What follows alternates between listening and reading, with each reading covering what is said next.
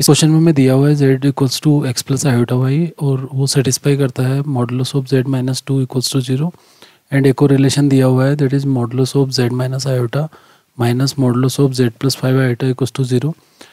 हमें इस क्वेश्चन में क्या करना पड़ेगा, पहले अपने रिलेशन को जो भी आपको रिलेशन दिए हुए हैं उनको सेटिस्फाई करवाते हैं और वहाँ पे वैल्यू निकालते हैं।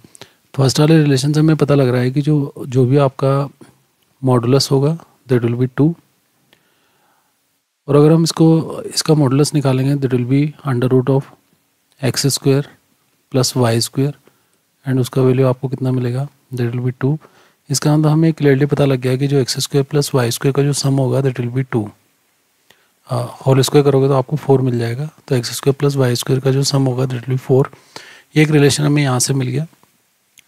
सेकेंड हमें देखना है कि जो आपका सेकेंड रिलेशन है उसमें आपके पास जो कॉम्प्लेक्स नंबर बनेगा that will B modulus of z minus जो आयोटा होगा उसकी जो इक्वल वैल्यू होगी that will B modulus of z plus five iota. तो हम अपने कॉम्प्लेक्स नंबर से को इसके अंदर सब्स्टिट्यूट कर देते हैं। सो this will be x plus iota y minus one minus iota हो जाएगा यहाँ पे, एंड इसका जो मॉडुलस इक्वल है वो z प्लस फाइव आयोटा, मतलब आप लिखेंगे x प्लस आयोटा y, साथ में आपके पास लिखा हुआ है five iota equals to zero. अगर आप इस वाले पार्ट का मॉडुलस देखोगे तो आपको मिलेगा under root of x square plus y minus one whole square, and right hand side में जो आपका पार्ट है ये तो दोनों इक्वली कर गए, तो ये वाला जो पार्ट हो जाएगा that will be x square plus y plus five whole square.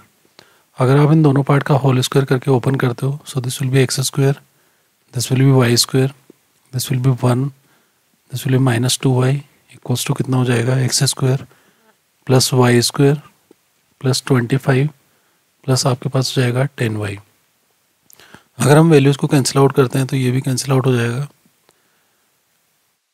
बाकी अगर सारी वैल्यूज़ को आप सिंप्लीफाई करोगे तो आपको यहाँ मिलेगा माइनस 12y इक्वल्स टू 24, तो y का जो वैल्यू मिलेगा आपको that will be minus to.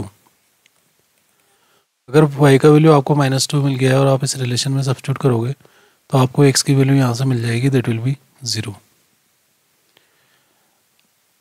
अब हमें जो पॉइंट मिला है दैट इज़ x की वैल्यू आपको मिल गई that is zero and y की वैल्यू आपको मिल गई माइनस टू। अब हमें देखना है कि इनमें से वो कौन सा रिलेशन को सेटिस्फाई कर रहा है।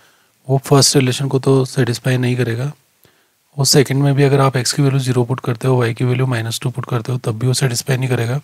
थर्ड वाली वैल्यू में अगर आप थर्ड वाले पार्ट में अगर आप सब्स्टिट्यूट करते हो तो x की वैल्यू ज़ीरो एंड y का वैल्यू माइनस टू पुट करोगे तो वो आपको सेटिस्फाई कर रहा है।